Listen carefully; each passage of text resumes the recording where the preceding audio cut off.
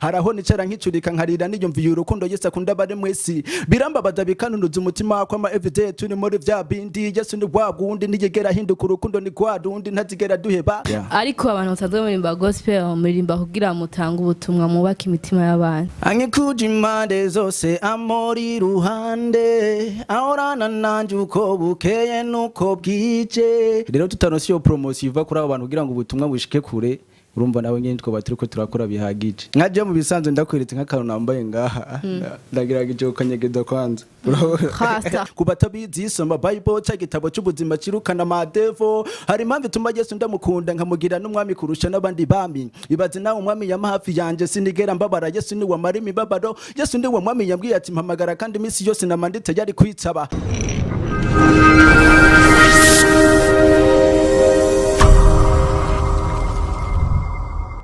Sari bakunzi ba Burundi Kingdom TV nizere ko mumeze neza nizere ko amahoro menshi twe ni bon turashima Uwiteka uko biri kose turasanga mugiye subscribe like share ndetse na commentaire murabizi ko muri abosi bacu today ndi kumwe n'umukozi w'Imana umuririmbyi aririmba gospel nawe sonde ni Barui asindirimbo zishika kuri zine bamwe murazizi abandi ntazomuzi ariko today twamuzanye muri Burundi Kingdom TV mara ya vili ndani ya Burundi Kingdom TV reka tumusabe yitondore present Yes bwa mbere bwo manje kubashimira kubona mwongeye kunyakira bwa kabiri ama ku mazina ni nkuko nyine babivuze ni Barui yego ndaramukije abakunzi ba Burundi Kingdom TV nongera ndamutse n'abakunzi banje sare kanishira abakunzi ba Burundi Kingdom TV natwe turakura mukije karibu sana murakoze cyane uje kutubwira indirimbo yawe nshasha yego yitwa gute amateka amateka y'umwami Yesu yego ne nabitoye wabitoye okay nshaka kutugire freestyle indirimbo amateka nyene yego okay amateka jena sanzara ya Yesu ivyakora birengeye ubwenge bwacu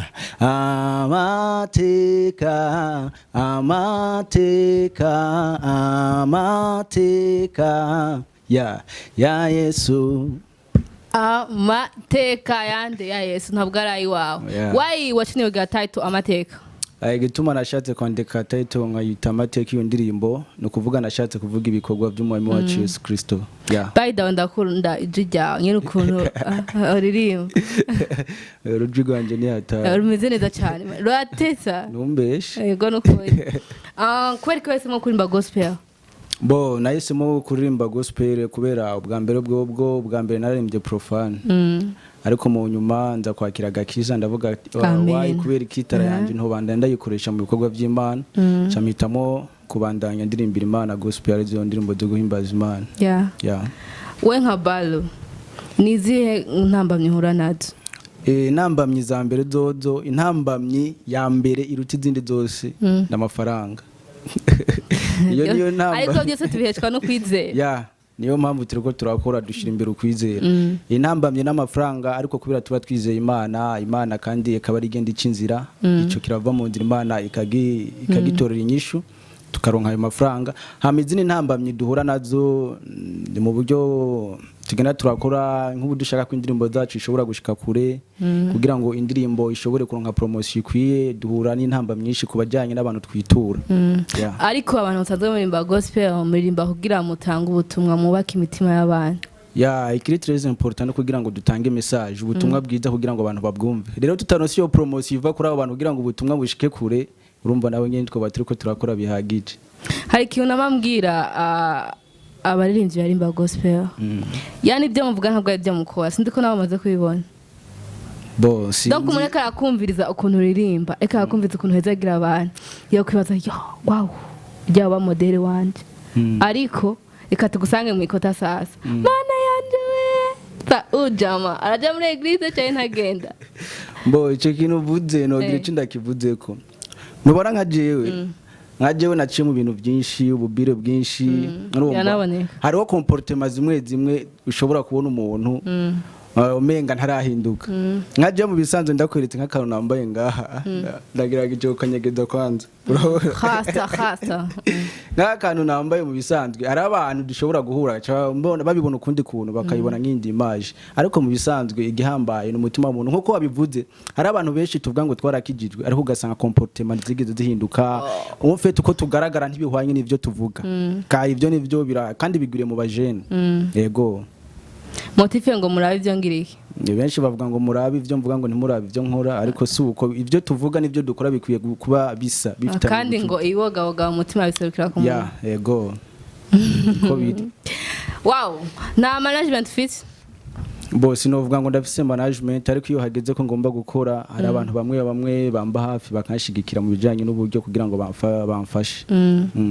ufite indirimbo zine shaka utugire freestyle ku ndirimbo ya kabiri indirimbo yanje ya kabiri indirimbo yanje ya kabiri iravuga ngo freestyle uhoraho niwe buhungiro bwanje sinzigera mara nahisi yonyanka yambere y'ubuhungiro yambere isokida kama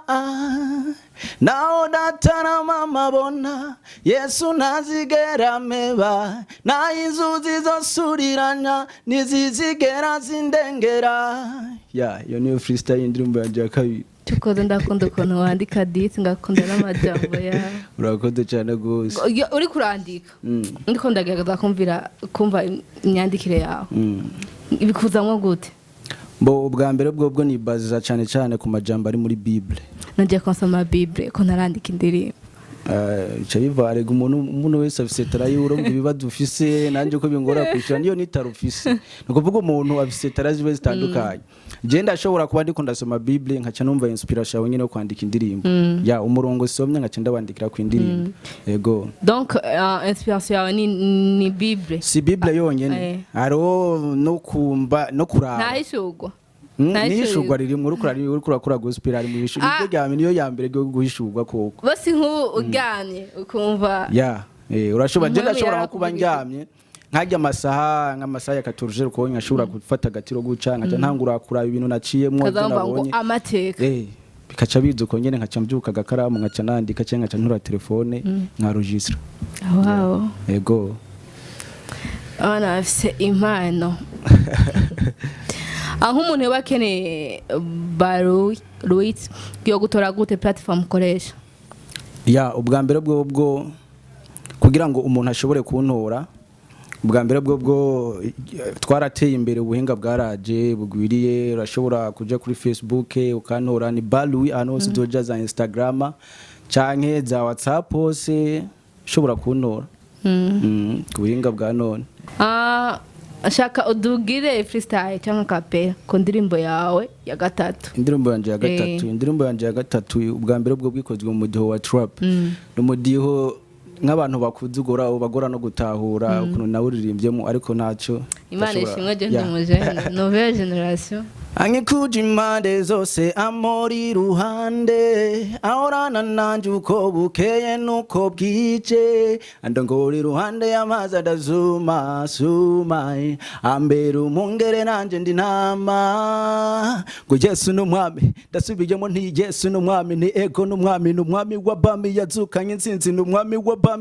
w'abami kubatabizi isoma Bible cy'igitabo cy'ubuzima kirukana amadevo hari impamvu ituma Yesu ndamukunda nkamugira n'umwami kurusha n'abandi bami ibaze nawe umwami yama hafi yanje sinigera mbabara Yesu ni wamara imibabaro Yesu ndi umwami yambwiye ati mpamagara kandi imisi yose namanditse yari kwitaba haraho nicara nkicurika nkarira niyumviye urukundo Yesu akunda bari mwese birambabaza bikanunuza umutima kwa ma everyday tuni muri vya bindi Yesu ni wagundi nigera hinduka urukundo ni kwadundi ntazigera duheba shika mu bitaro usanga Yesu ari we doctor mu mabarabara usanga Yesu ari we driver ngo abagwaye barakira ku bw'izina rya Yesu ubukene bugahera ku bw'izina rya Yesu bimuga bikagira ku bw'izina rya Yesu yeah go ni yes doctor driver director na president yes yego bakunze Burundi Kingdom TV turabashimiye cyane kwa mwabanye natwe ja ready pleasure ya Burundi Kingdom TV ndasanga mwandanye mubana nacu. Thank you very much bro. Okay, thank you so much. Witeka kongera umugisha. Urakoze cyane gose.